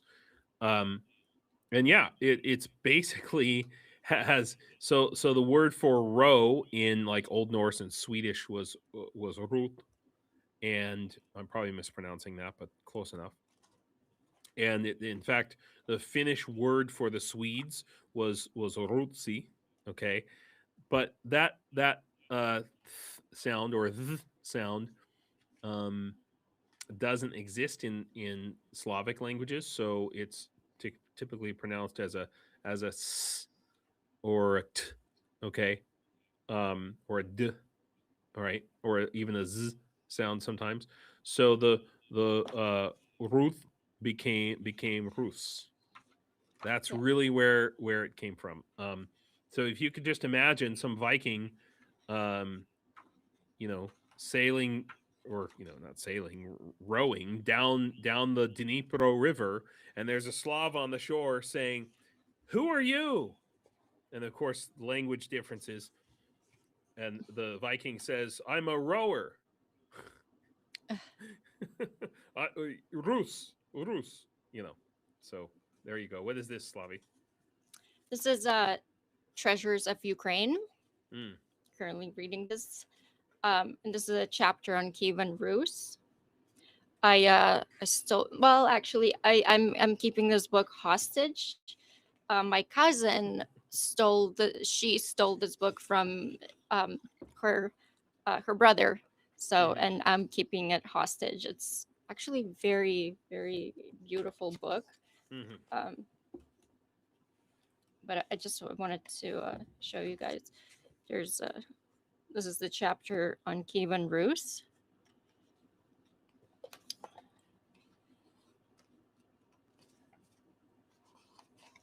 Yeah, it has beautiful, like, artifacts, all the Yeah. images. Yeah. We're gonna maybe try to see if we can like sell this book in There you the go. But bookstore.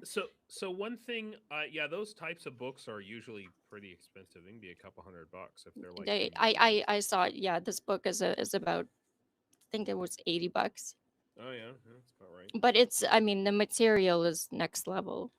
So, but one The thing I print. just like to, I know, Papa, that you're not purporting to be the expert on Ukrainian history.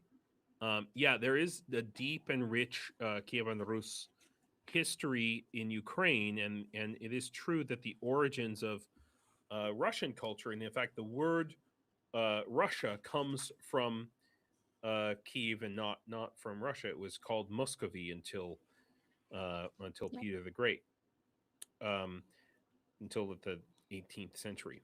Um, it was a that's swamp. It was a swamp. yeah, Moscow. Yeah. That Yeah, said, yeah, it's wrong to think of the origins even of Ukrainian culture as being Viking or Kievan Rus. If you go to, as I have gone to many museums here in Ukraine, you will see very clearly that there was a very strong and advanced and ornate Slavic culture in the northern half of Ukraine, and Scythian or Scythian descended, let's yes. say, nomadic tribes, vibrant, and then also Greek and Roman colonies in Crimea, all the way up to Mykolaiv, uh, all along the shores of the Black Sea and up the rivers. So there's a real cultural melting pot that you can trace it. Honestly, Yeah, that's goes what I was back saying. about five There's a thousand years. yep, And uh, prehistory to early history. hmm, hmm, 45,000 BCE to hmm, ninth, well, century. right, But right. And so here's an amazing this is thing. the So Scythian gold. Look yeah, yeah, I've how actually been. detailed it I've is. seen that. I've gone to. It's in Petersklava right now. Oh, it's beautiful. Yeah, I can't even fathom making something so intricate at that age. I yeah. mean, like, you guys can see it well, right? So The this would be detail. worn by a Scythian chieftain, and I've seen it. It's a collar that goes around your neck, and it It's is also like a sorry. sign of It's office. also interesting because when you like look, and I've heard people make this point that dragons. They had, I don't know if you're a believer in dragons. I know my cousin believes that dragons were real, but Mm. here everything else is like really realistic, and there's dragons eating a horse. Yeah, yeah, yeah. Dragons and griffins are both frequent motifs in Scythian art.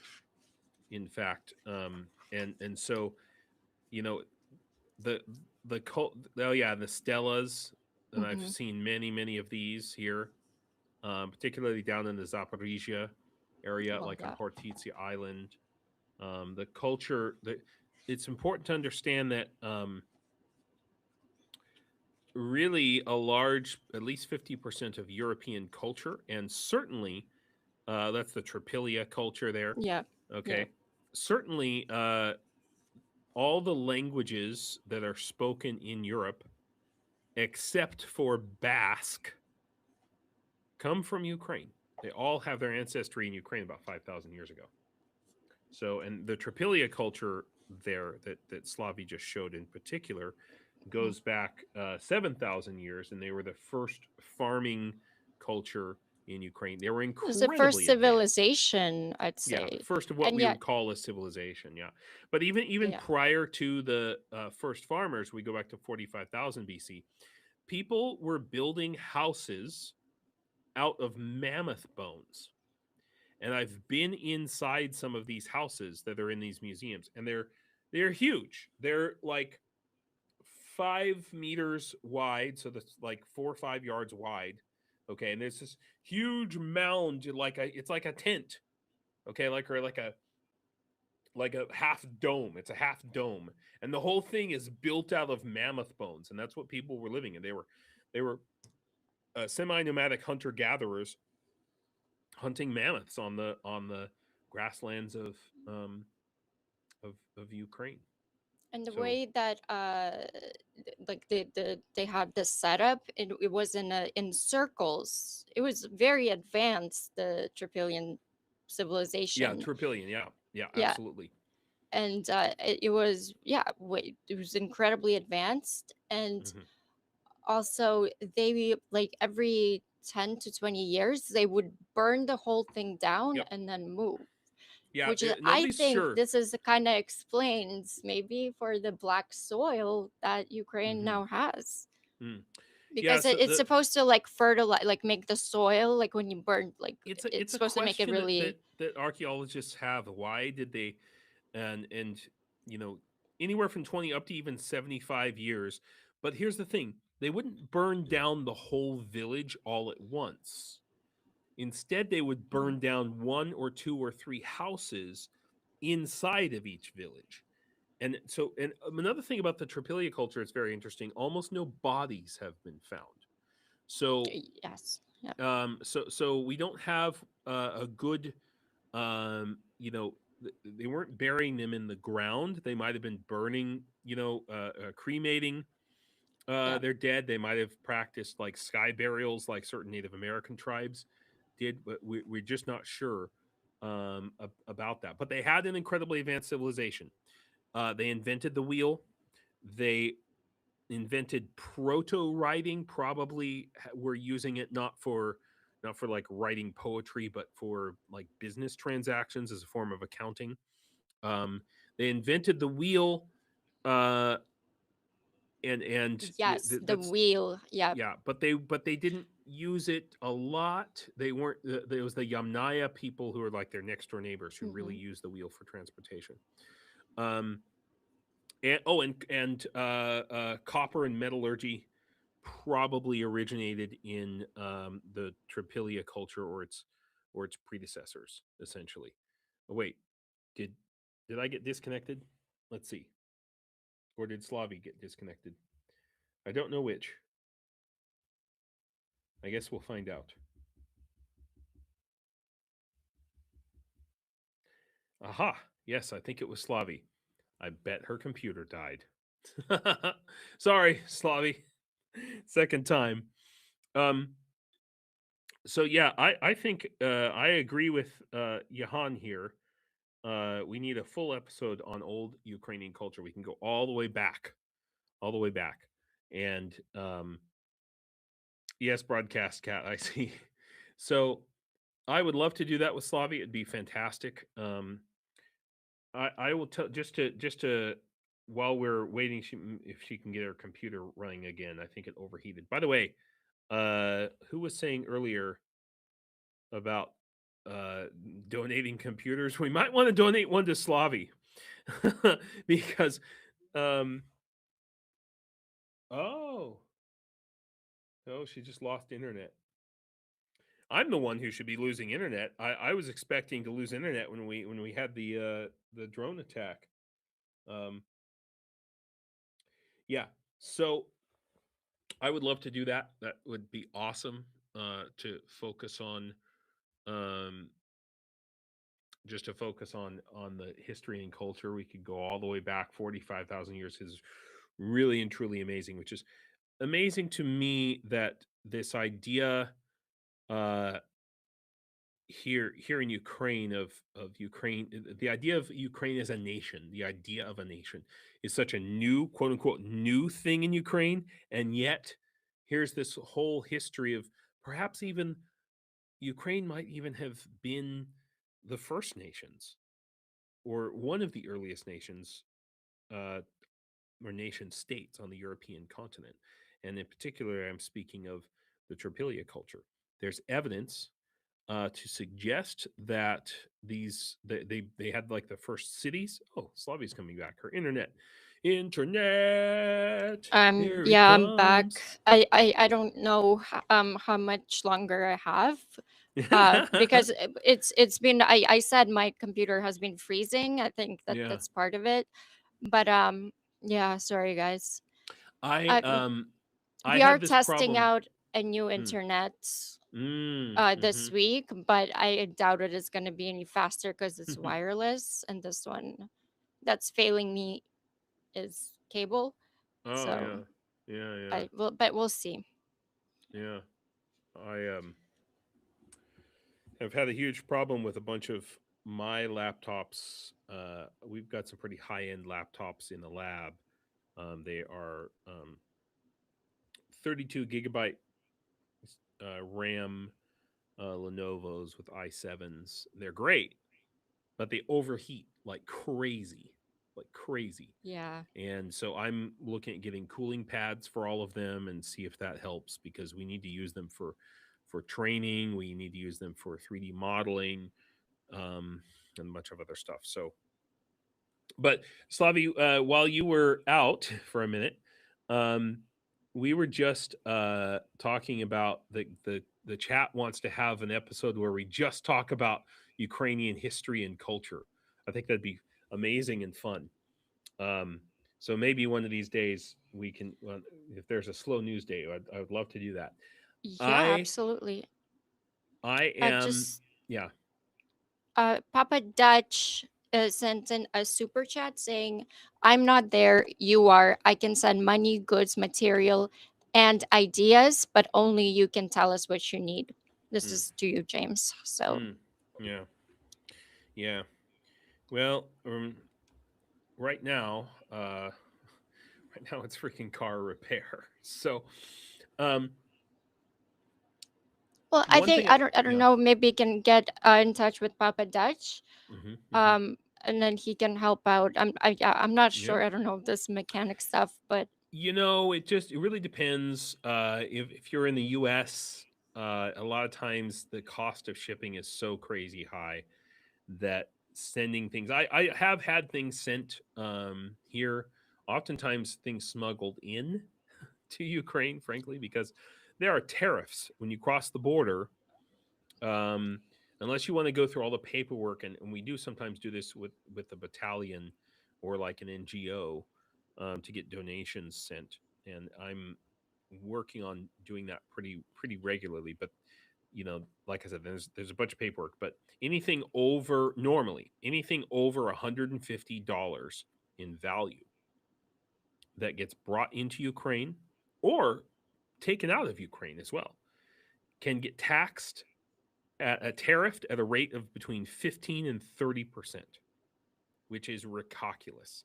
I've known plenty of people who've driven cars into Ukraine or out of Ukraine and gotten taxed, gotten tariffed 30% of the car, you know, which is it's just it's Ukrainian insane. there. Yeah, there are some legacies of the Soviet system that still remain in Ukraine, and that is one of them. That when people talk about Ukraine needs government reform, that's arguably one of the biggest ones. It's And just you also, like shooting in a yourself in the foot. way, I kind of understand Ukraine because Ukraine really the government needs money for war. Yeah, yeah, but For that's not the way to do it. to The way that the U.S. Got money for war was by raising the top tax bracket. Anybody making more than 500,000 a year in the 1940s paid 90 to 93% on any income that they made above that 500,000. I think that was later raised to like a million. And at the height of, in the 1950s and early 1960s, that was the top tax bracket in America. That is what made America great, was progressive taxation. Ukraine has a flat tax. That means that everybody, it's like 20%. Okay. Everybody pays 20% flat tax. Doesn't matter if you're an oligarch or not. And what that does is that creates oligarchy. It creates,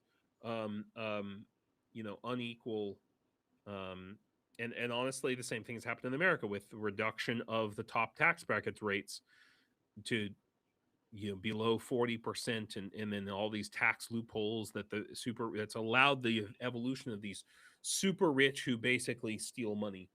um and Yep. don't tell me that, don't get me started. So Okay. I think you're super rich. Peter Thiel is running away to Argentina because Right, he's friends with Javier Malay, right, right. and because he's scared of a possible nuclear war. Well, I let him go. Uh, yeah, it's Small not loss. huge loss. That's Yeah, fine, but I don't think he's like leaving, like doing all his data centers and building. I mean, Palantir and right, everything. He's not exactly like leaving, but yeah. just to save himself, I'm sure there's a bunker waiting for him in this Argentina. idea this idea that's constantly brought up, that if you raise taxes on the rich will just leave, is completely untrue. Because yeah, Yeah, he can go there, but where is his wealth based? He can go to exactly. Argentina, but his wealth stays in the United States. And the same is true. Yeah, so these are changes that I think will come in Ukraine, particularly when Ukraine joins the EU. I think that they will be forced in. It probably may not happen until after the war, and that we get a new Verkhovna Rada, or new parliament in Ukraine. But there's going to need to be some tax reform and some tariff reform too. Hmm. It should have been. It should have been already. Ukraine would be doing a lot better economically if those two things were fixed. All right. Well, let's talk about Romania, and then we can kind of close it off and Sounds relax good. a little bit. Um, May 28th to 29th, Russian Shahed hit apartment building rooftop in Galati, Romania. There was 2 injured and there was fire. F-16 scrambled after the hit. 28 confirmed Russian airspace violations of Romania since Danube port targeting began. 28.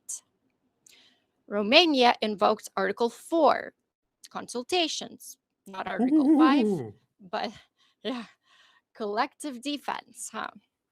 So, Article 5 invoked once in NATO history, which was after 9/11. And yeah, that was the only time that Article 5 was invoked by United States.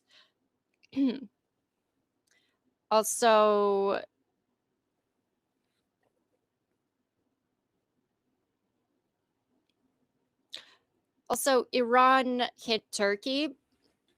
That was not triggered, Article 5. And there was another, I mean, there's been quite a few, but there's another Yeah. drone that hit Poland a couple of times, also not triggered.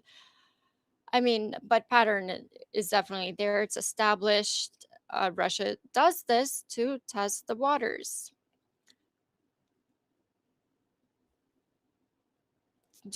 I mean, at what point is Article 5? Like, Russia is systematically finding out every non response, tells them where the real red line is. Yep. I mean, 32 countries must agree unanimously to help defend.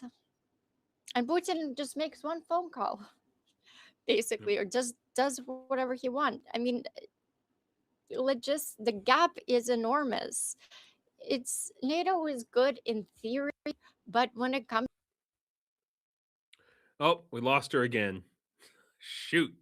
Well, that might be the end of our live stream, you guys.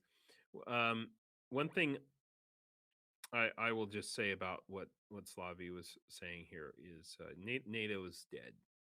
NATO is dead. The UN is probably also on its way out. The end result of this war is that I think both of those institutions are going to need to be replaced. I think NATO um, is already being replaced by different coalitions within the EU.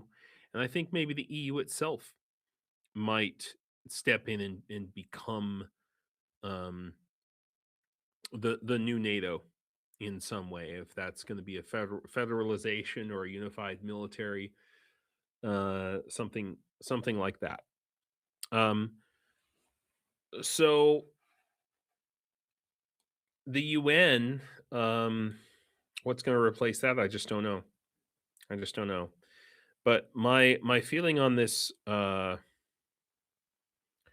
Romania thing, is this is going to continue. It's going to get worse. And the silver lining is that countries on the border with Ukraine or on the border with Russia are going to look more and more to Ukraine for help with air defense. They're not going to look to NATO.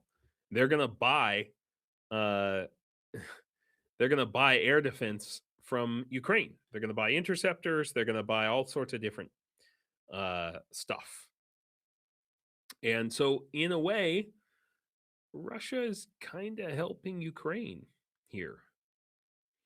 Oh, we got Slavie back. All right. I'm so sorry. I kept talking for like a good 2 minutes. I had like a Awesome. solid speech. I was like really good, and then I look. I and I'm know like, you were I'm hitting not. it, man. I'm so sorry, guys. I do want to finish off this segment before signing off and have a proper one. At what point did I drop? Right at the beginning. So like the whole Yeah. thing. Yeah. It's Oh, okay. man. I was saying that the silver lining of all this. First of all, I was saying that the NATO is pretty much dead and is already being replaced by coalitions within the EU, and the UN is also toothless. Is going to need to be replaced probably after the war is finished. But the other thing is the silver lining of this is that I think that these countries, such as Romania, are going to look to Ukraine for air defense, and are going to be buying air defense and getting training from Ukraine on air defense, and that will actually help Ukraine. So Russia, by doing these constant attacks, is ultimately just helping Ukraine and hurting itself. What do you think, Slavie? I'd have to agree. I still think NATO, essentially it's useless, and there needs to be a new alliance made.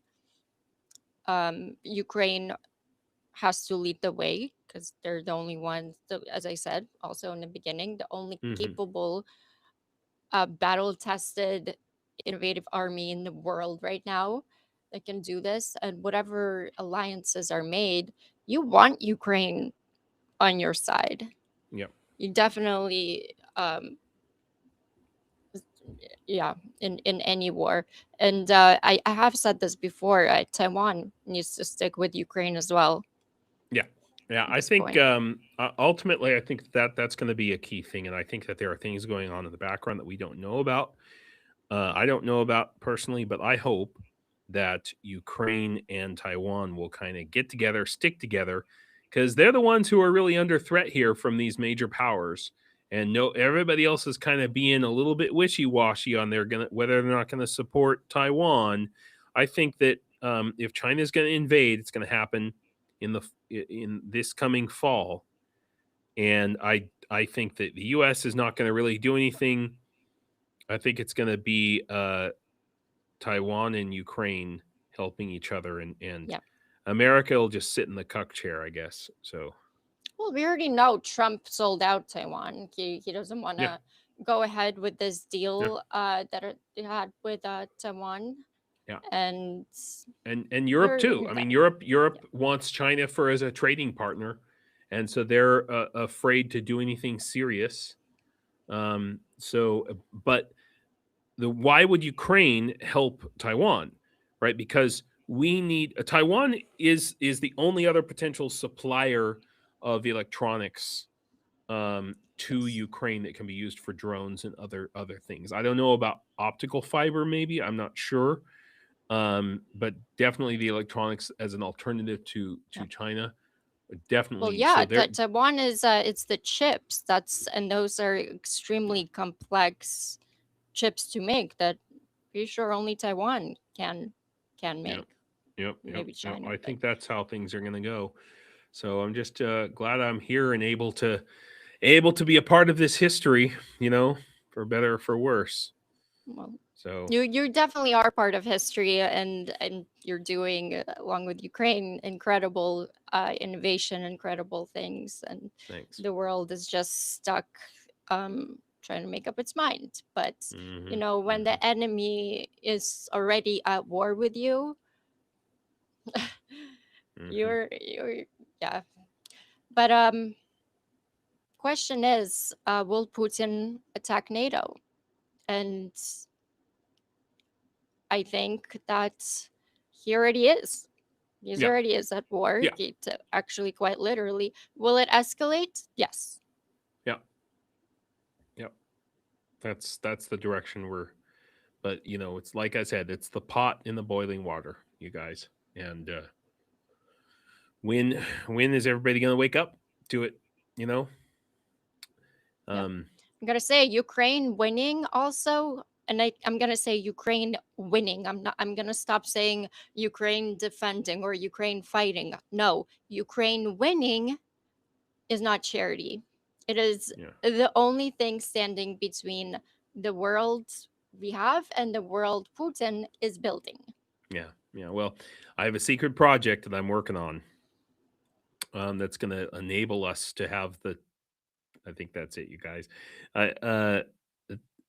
That's going to enable us to have the technology at scale to be able to take back the occupied territories of Ukraine. And so if you'd like to contribute to that, you can go to whyukraine.com. I can even share my screen, can't I? Look at that. So you can go here and you can see the secret project is here. I can't tell you what it is. I can't tell you what we're doing, but it's going to be revolutionary when it comes. And when you see it, you'll all say, well, of course, they were always going to do that. But we have to have technology and we have to have scale to be able to take back those occupied territories in order for Ukraine to win. And a lot of people say, oh, well, you can't do it with drones. Well, depends on what you call a drone. That's what I would say about it. A drone can mean a lot of different things. So I do believe that Ukraine not only can win, will win. And when we do, it's going to be a world-changing major superpower. I just hope that we continue to use our powers for good,